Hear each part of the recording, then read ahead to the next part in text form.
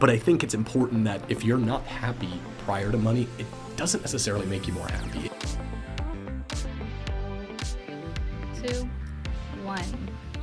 Hello and welcome to Hello Haymarket, the podcast where we help you build wealth through real estate. My name is Elize Hill. And I'm Nyce. And in today's episode, we're going to introduce you to Matt Megel, a successful real estate agent, investor, and team leader here at CAZA Gainesville. And we're going to discuss his journey through building wealth. Okay, Matt, hey, thank you so much for joining us today. What's up, guys? I'm so excited to be here. So in our first episode, for anyone who watched that, we actually talked a little bit about our journey and how we kind of had our, like when you think about the hero's journey, there's the moment when you meet the mentor, right? Yes. The person kind of helps give you direction on your way. And for us, that person's Mr. Matt Megel. So that's very kind. Anyone who's been watching hopefully should be eagerly awaiting to hear from you. The reason we wanted to bring you on today was because there's a lot of people out there who don't know how to get their journey started, right? I know for us, it made sense to think immediately of you when we're thinking about how our journey started, because I was looking at a lot of different industries trying to decide, where am I going to go to make money? How am I going to make this work? How am I going to provide for my family? After I met you and I saw the journey that you shared with me, right? I saw the home that you had and the family that you had, and it just seemed like, yes, I would trade places with this person, right? Like I would be happy to have what he's got. So thank you again so much for coming on here. Do you want to say a little bit about yourself, introduce yourself and everything? Sure. My name is Matt Megel. I am a DC native, born and raised in the Washington, D.C. area. I'm proudly actually born in Washington, D.C., Southeast General Hospital, so I get to say I am a D.C. native for sure. But grew up in Burke, Virginia, spent some time at Virginia Tech, got my marketing degree there, got out of school, had a bunch of jobs in a very short period of time, not really knowing what I was going to kind of do until I fell into real estate, wasn't really interested in it. Around that same time, got connected with the CAZA group, which obviously is a big part of our whole ecosystem here in the Keller Williams world in terms of the residential real estate sales operation that we run. My lovely wife and I have been married since November 27, 2004, which is exactly 6,541 days ago. I know because I update that on a daily basis in our bedroom. It's a little fun thing I get to do. We've been in real estate since 2008, been a real estate investor since 2016, let's say. Just having a really good time now, thankfully falling into the real estate space and really enjoying it. And my wife, Beth, is such an incredible part of what we do. She doesn't get as much FaceTime and cool opportunities like this, but I'm sure you guys will probably have her on the podcast. It'd be great if you did. She's such a wealth of information and knowledge, and so yeah, she's a big part of everything that CAZA Gainesville, the CAZA world is as well. So I think where I want to start off with us today then is a before and after picture, right? For our listeners out there who are thinking, I want to build wealth through real estate, but I don't know where to get started. Maybe I'm starting from zero, right? I don't really have a whole lot of money to my name yet, and I have a lot of time. When they're thinking about what to do, I think it might be good to use an example to illustrate for them maybe how you did it, right? Sure. So could you maybe paint for us a picture, a before and after, before you got into real estate and where you are today? Yeah, I think one of the things that people don't give enough thought to is that prior to real estate, what are some of the things you can do to kind of stack the deck in your advantage? Yeah. I know my personal story and my wife and I joint story would be we were making X amount of dollars, but we were spending Y, and Y was more than X, right? And so there's not a lot that you're really going to be able to do if you're spending more money than you make, you don't have any of that liquidity or capital, or my business partner Rob Chavez calls it dry powder. I don't even know what that means, but just the ability to have money to start some means of investing. So I kind of fortuitously, of course, at the time, it didn't feel like it was a benefit or an asset to me, but we got started in real estate in 2008 when the economy was really going through some really tough times, of course, 2009, 10, 11. And we didn't make a lot of money by any means, but we got really good, we were forced to get really good at expense control and saying like, okay, we are going to spend less money than we make. There's so much societal garbage and emphasis about how much money you spend, hey, buy this thing, do this thing, go to this place, put it on your Instagram and so on and so forth,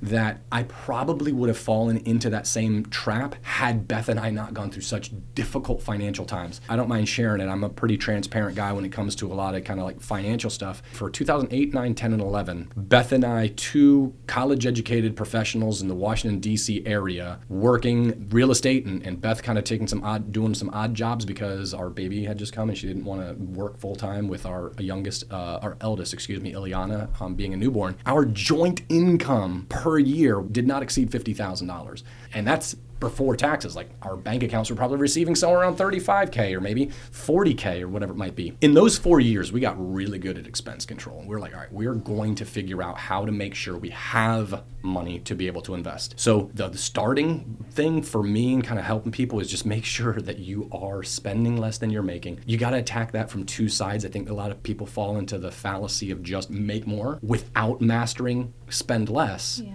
You make more, you spend more, and you don't get ahead. And there's so many examples of that. So you do have to do both, but it was fortuitous that we had to go through such tough financial times. We figured out how to spend less and really cut corners and make that not such an identity thing, right? I think a lot of times people get their identities a little bit tied together with how much money they spend, what do they have, what car do they have, what clothes do they have. Going through tough financial times can help you kind of break some of the stuff. Like, that doesn't matter. I'm just going to have enough money to pay my bills. So that's the first thing. Second thing is just to try and own a home. Our story, we rented from when we got married in 2004 to when we bought our first house in 2013. That's a long time. I wish I could have purchased a home prior to that. We were actually under contract. Most people don't know this. We were under contract to buy a house in 2008, and I got let go from my job during the under contract time. Oh my God. Because half my company was let go at that particular time. So we had to call and be like, yeah, our financing is denied because I don't have a job. We tried to do it. It just, our circumstances didn't do it. You get into real estate and now you need 2 years worth of 1099 or tax. So try to get to the spot where you can just own a home, period. You'll notice, and you guys have seen this, obviously, in purchasing your first home, you'll see what it does to your net worth sheet. You'll see what it does in terms of the forced savings account by paying down the mortgage balance. And when that happened for me in 2013, it changed my own perception of what was possible. So spend less than you make, try to buy a home. You know, like, it's as simple as it is. Figure out how to do those two things to start.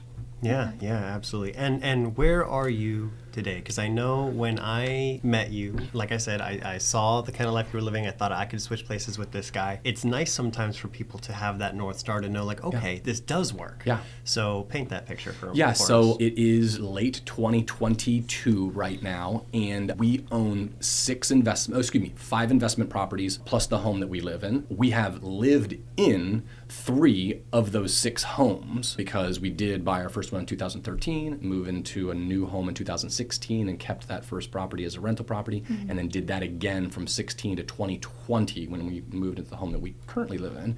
Between 2016 and now, we have acquired 3 other investment properties that we never moved into. So we have, thankfully, 6 homes, all of them, except for my primary residence, cash flows. They make money, some a little bit, some a decent chunk of money on a monthly basis. We have not yet crossed over the $3 million net worth range. We are between 2.5 and 3, but half of that net worth is in 6 houses. Yeah. So like it makes up a tremendous amount. Means you can't come rob me and get my money because it's in a house. You know what I'm saying?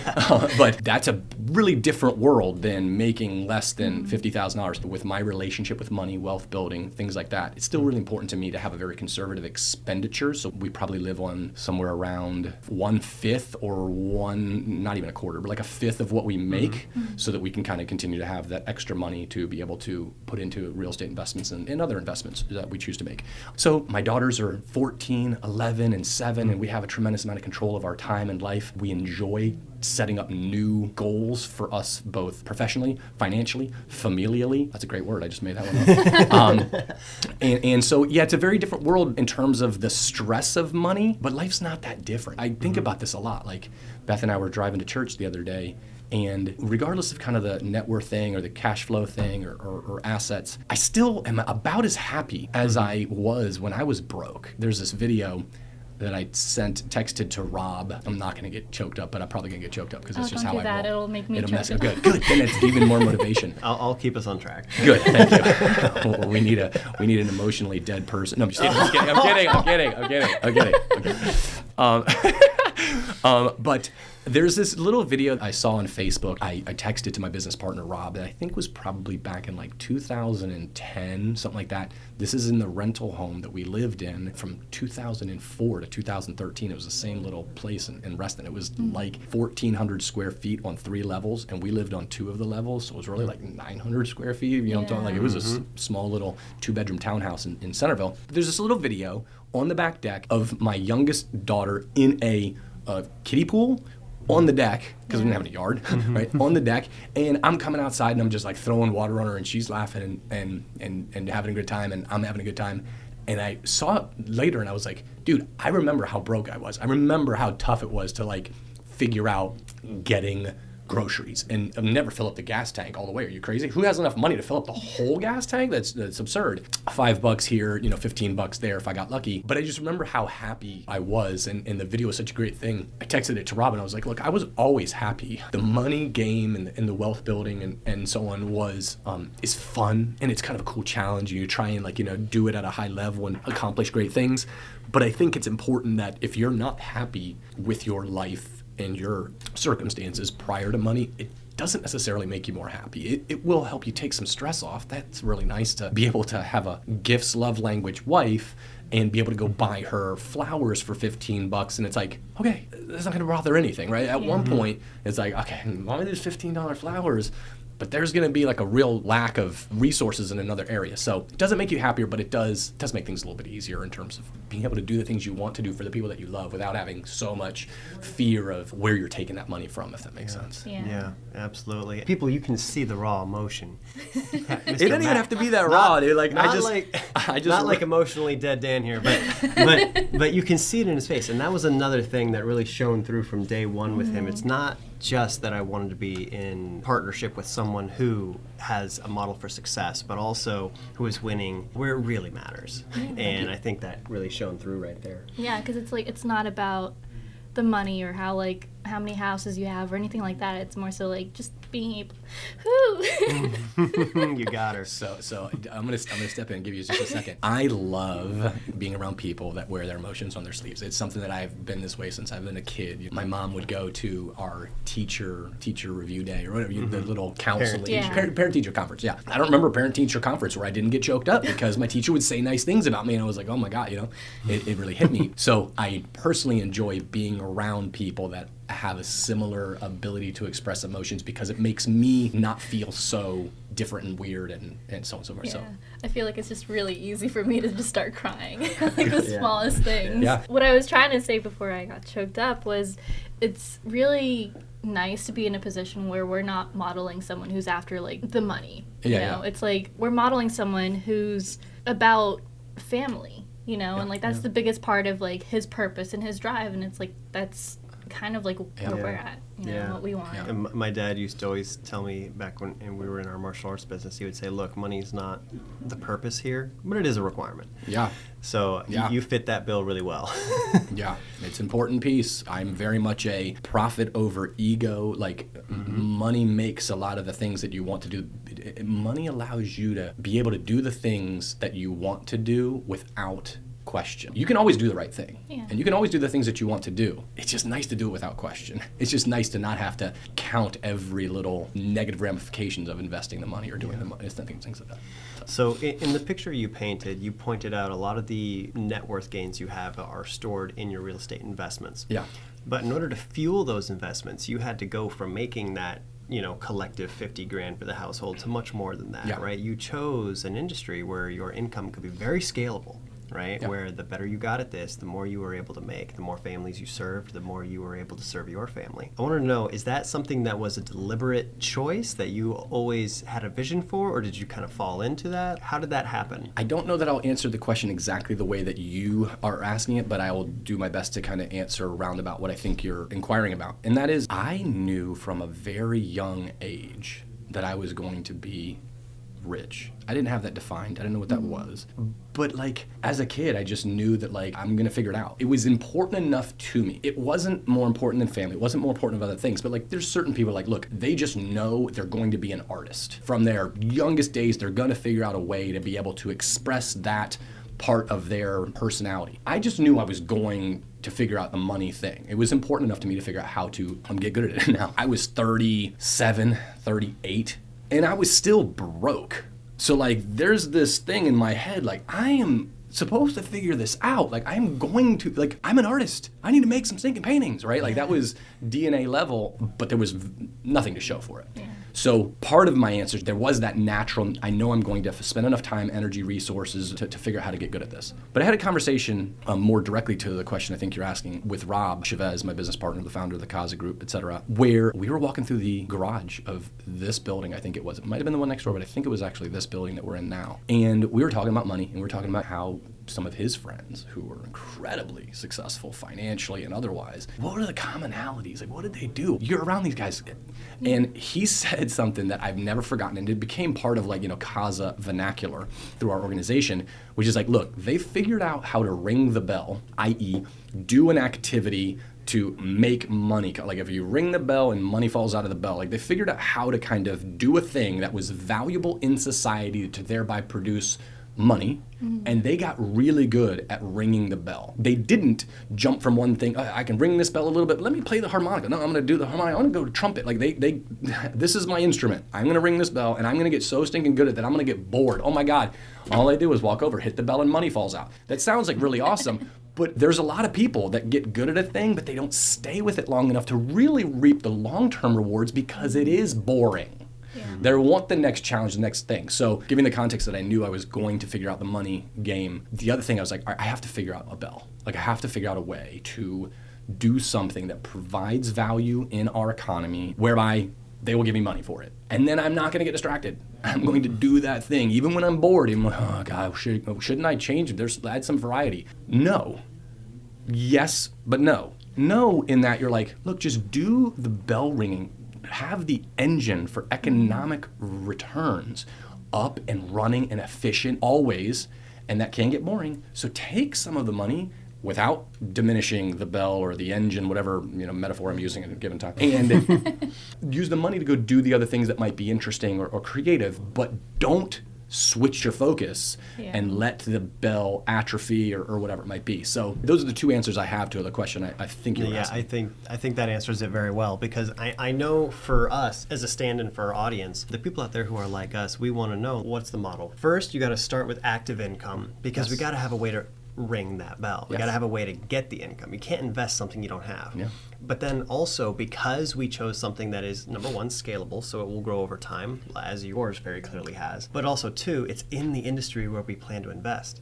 So that way, by the time we have the money, once it's in our hands, and now it's time to put it somewhere so that our dollars can make money, it's almost like insider trading. Yeah. Of the properties that you have. You're already in the path of where the opportunity is going to come. You're spending active time in the same path as the passive income will come through, 100%. Exactly. Of the properties you have, how many of them did you hunt and find, and how many of them just kind of appeared and you were ready? The first one that we bought in 2013 and we moved our family into, not as an investment, but just as a primary residence, that's the only one we hunted to find.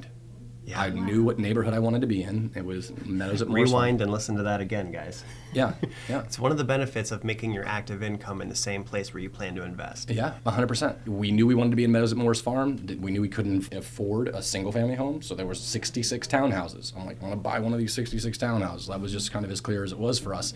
After that, every real estate investment opportunity has come through relationships with either sellers or really sellers.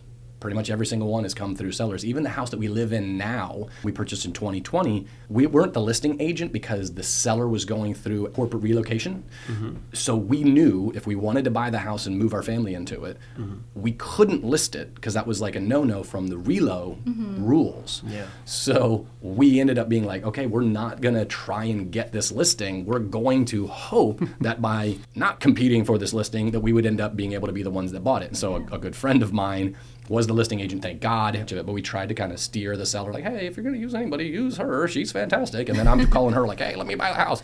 So, but I had a relationship with that seller, even though I wasn't the listing agent. Right. I had a relationship with that seller for 4 years prior to even buying the house that we moved our family into. So, they all come through that for us. Yeah, that's, I think, just such a powerful thing for people to think about when they're trying to jump from one industry to another like we did, right? Yeah. What are some of the things you can do that are going to set you up for success down the road, right? He's talking about these houses falling into his lap more or less because his 8-hour-a-day, 12-hour-a-day, 16-hour-a-day, I don't know how hard you worked. Hopefully 8 to 10. But your primary workflow created that opportunity for you. Yeah. What about your vision for the next couple of years? Where do you see yourself going from here? Yeah, so this is a great question. I'm going to answer it. Prior to answering it, I haven't really shared with the world I've shared with you guys and people internal to CAZA about what the plan is. Part of my fear, though I'm going to do it anyway, of sharing what the next 3-5 years looks like is I like sneaking up on people. Like, I don't like necessarily, calling my shot and then getting other people who might not be paying attention to start paying attention, and now I've got more competition. I like just kind of executing my plans on the low, and then all of a sudden, like, where did this dude come from? Like, I was thinking grinding for 3 years. You just weren't paying attention. Yeah.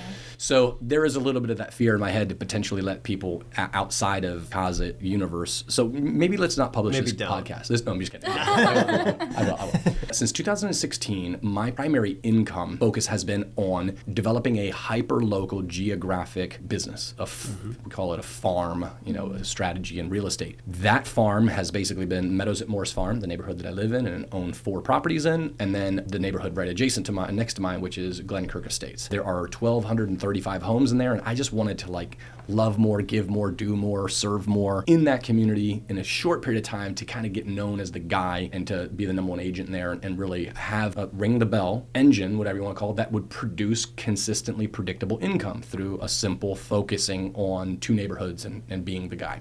Having done that now and had some level of success with regards to that, I feel like the next challenge or the next step for me is to kind of go after the entire zip code of 20155, which is Gainesville, which is where my local farm is, currently located, or is always located currently, like it's moving. But that's requiring a different strategy. I have a really clear 5-pillar strategy to kind of dominate the hyperlocal geographic farm. I've been formulating a larger strategy to go after the entire zip code level of a larger farm. I don't have that plan exactly fine-tuned just yet. I'm still working with coaches and with other people and I'm getting with my business partner Rob after this recording to talk to him about some of the things that I'm thinking, to get some sound bites, or really a sounding board, back from him about what should I be thinking about in order to take that over. But it will be done. And in so doing, my goal over the next 3 to 5 years will to be the number 1 real estate agent in the entire zip code of 20155 with a market share of around 25% is always a goal. In my little hyper-local geographic Meadows at Morris Farm and Glenkirk Estates, focusing on just that for the last 5-6 years, I've gotten to 22.7%, so I'm almost there. Awesome. Hence where I'm kind of like, okay, let's go for one larger concentric circle around where my hyperlocal area has been. I can get into some of the what am I going to be doing, but that's where we're going and what the goal is. Yeah, it's really exciting when we're off podcasting and talking about some of this. Part of what I'm hearing when I hear him talk about this is he's casting a larger vision, a vision large enough for other people to come with him. Yeah. Right, and to be a part of the team and part of the journey. So, Matt, if someone is interested in being a part of that journey, how do they get in contact with you? There's lots of different ways of getting in contact with me. One of the easiest ways is honestly to friend me on Facebook. I communicate with my friends pretty consistently on Facebook. There's a number of systems that I have to stay engaged with those folks. So Matt Megel, it's just facebook.com/Matt Megel. You can find me there. My email address is matt@thecazagroup.com. Certainly reach out to me there. The only other thing I would love to plug, and thank you for giving me the opportunity to do it, is Grid CAZA Gainesville. Guys see that I'm kind of rocking all of my, grid gear here and my grid hat. Grid is a real estate investor platform that's been around for 14 or so years, maybe 15 years. We got to be coming up on 2017. No, 15 years. Perfect. 15 years, almost 20,000 members across the entire world. But they are a real estate investor platform where people can learn how to get started into the real estate investing game, but it's also not like, I kind of, lump a lot of these real estate and training courses in where it's $20,000 that you spend to learn a bunch of information that's free on YouTube anyway, it blows my mind. But this is not that. We don't have anything to sell. You can't spend any money at these particular events, but once a month we get together and we bring in a really remarkable real estate investor with some area of expertise, whether it be buying long-term rental properties, Airbnbs, flipping houses, wholesaling, creative finance, all sorts of different aspects or topics, I should say, in the real estate investing space that people want to learn about if they have an interest in that. But November 8th, Tuesday in Gainesville at the Keller Williams office in Gainesville, we're going to be getting together at 7:00 p.m. Would love anybody who has an interest in real estate investing to come on out. It's totally free. Come learn, network, things like that. So Grid CAZA Gainesville is a big focus. It is one of, we're talking about kind of the next focus on 20155. It is one of the 5 or 6 pillars that I have to kind of make sure that we are gaining market share in the Gainesville area. So we'd love people to come out and check that out. Awesome. Elize and I will also be there. We're excited to attend, and it should be a good time. I think to find information about that, the easiest way would probably be just to Google Grid CAZA Gainesville, and there's going to be a meetup.com website that you can sign up for, stuff like that. Yeah, sounds good. And we'll put some details in the description for the video Perfect. as That'd be well. great. Thank All you. right. Matt, thank you so much for coming my in pleasure, today. no doubt. Appreciate it. Likewise. Great job, guys. All right. Thanks, everybody. We'll catch you on the next one. Bye.